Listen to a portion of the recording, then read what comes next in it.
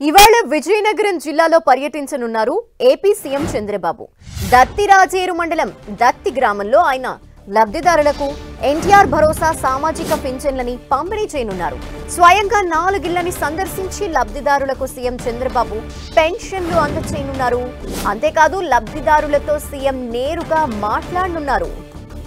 ఎన్టీఆర్ సామాజిక భద్రత పెన్షన్ల పంపిణీ తర్వాత సీఎం చంద్రబాబు బహిరంగ సభలో పాల్గొంటారు. లబ్ధిదారులు రైతులతో ఆయన ముఖాముఖి నిర్వహించనున్నారు. ఇక గ్రామంలోని జెడ్పీ పాఠశాలలో అధికారులతో సమావేశం అవుతారు. చంద్రబాబు తన పర్యటనలో పింఛన్ల పంపిణీ, ప్రజావేదిక, పార్టీ సమావేశం, ప్రజలతో ముఖాముఖి నిర్వహించనున్నారు. చంద్రబాబు పర్యటన ఏర్పాట్లని మంత్రి అనిత పరిశీలించారు.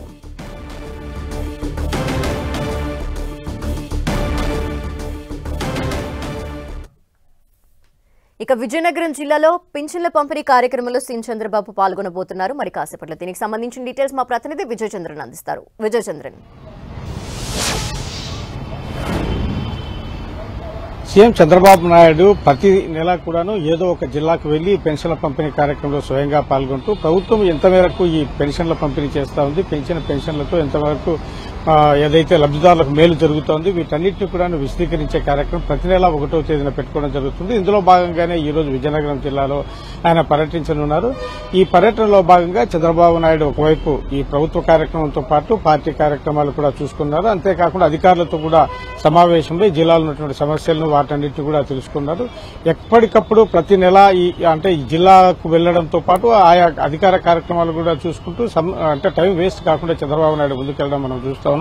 ఇప్పుడు ఈ రోజు చూస్తే కనుక ఈ రోజు ఎన్టీఆర్ భరోసా పెన్షన్ల పంపిణీకి సంబంధించి 63,50,765 మంది లబ్ధిదారులకు ఈ రోజు పెన్షన్ల పంపిణీ జరుగుతుంది. రాష్ట్ర వ్యాప్తంగా ఈ పంపిణీ కార్యక్రమం అనేది కొనసాగుతుంది.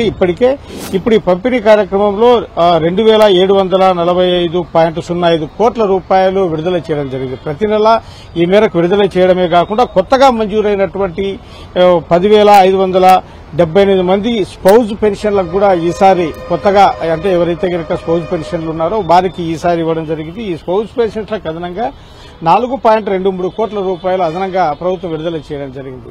కాబట్టి ఈ నిధులు ఎంత భారమవుతున్నా కూడాను రాష్ట్ర ప్రభుత్వం ఒక ప్రతిష్టాత్మకంగా దీన్ని తీసుకుంది. కాబట్టి పెంచిన పెన్షన్లు అన్నింటినీ కూడాను ఏమాత్రము 1వ తేదీనే వాటికి అందజేయడం జరుగుతూ ఉంది. గతంలో ఏదైతే గత ప్రభుత్వం తెల్లవారుజాము నుంచి పెన్షన్లు పంపిణీ చేసి దానికి సంబంధించినటువంటి ప్రచారం చేపట్టిందో చంద్రబాబు నాయుడు ప్రభుత్వం కూడాను ఏమాత్రం ప్రజల్లో అసంతృప్తి కలగకూడదు అనే ఉద్దేశంతో దీనికి సంబంధించిన వ్యవహారంలో ముందుకెళ్తా ఉంది. 1వ తేదీనే దీనికి సంబంధించినటువంటి కార్యక్రమం అంతా పూర్తి చేయాలని చెప్పేసి అధికారులకు ఆదేశాలు జారీ చేయడంతో పాటు దీనికి సంబంధించినటువంటి నిధుల కొరత లేకోకుండా ఎప్పటికప్పుడు ముందుగానే నిధులు విడుదల చేసి ఆయా లబ్ధిదారులకు పెన్షన్లు పంపిణీ చేసేందుకు ముందుకెళ్తా ఉన్నారు.